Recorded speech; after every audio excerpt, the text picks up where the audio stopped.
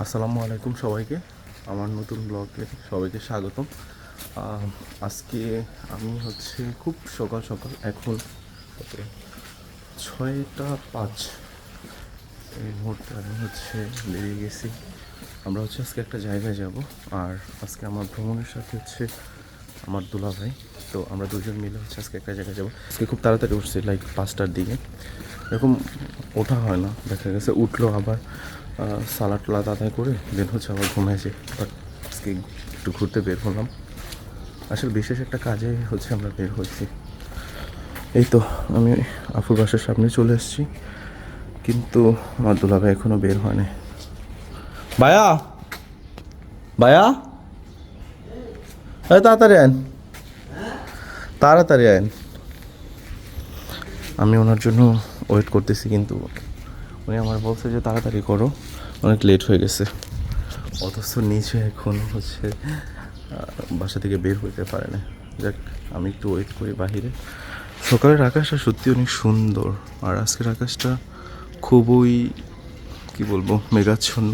আমি যখন এই জায়গাটা আসি, আমার কেন যেন নিজের সেই অস্তিত্বের কথা মনে পড়ে যায়। গ্রামের কাদামাটিতে আসলে বেড়ে উঠেছি এবং নদীর পানিতে গোসল করে বড় হয়েছি। তো সো এই জায়গাটা আসলে শহরে আসলে নদী দেখার খুব একটা সৌভাগ্য হয় না, কারণ শহরে তো ওইভাবে নদী নেই বুড়িগঙ্গা ছাড়া। সো বুড়িগঙ্গাতে তো নর্মাল যাওয়াই হয় না, যেহেতু বাড়িতে যাই না প্রায় অনেকগুলো দিন হয়ে গেছে।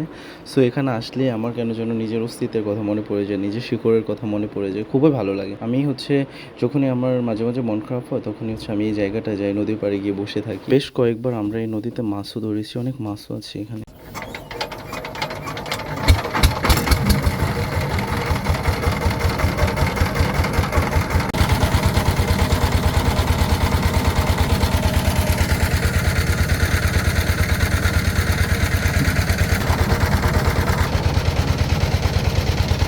হায় হায়, এই জন্য মেঘনা চাইতেই জল। বৃষ্টি আমার বরাবরই ভালো লাগে, বর্ষার মৌসুমটা আমার সত্যিই খুব ফেভারিট। সো আমরা যখন বের হয়েছি তখন আকাশের ওয়েদার খুবই খারাপ ছিল, বাট এত তাড়াতাড়ি যে বৃষ্টি চলে আসবে ভাবতেই পারিনি।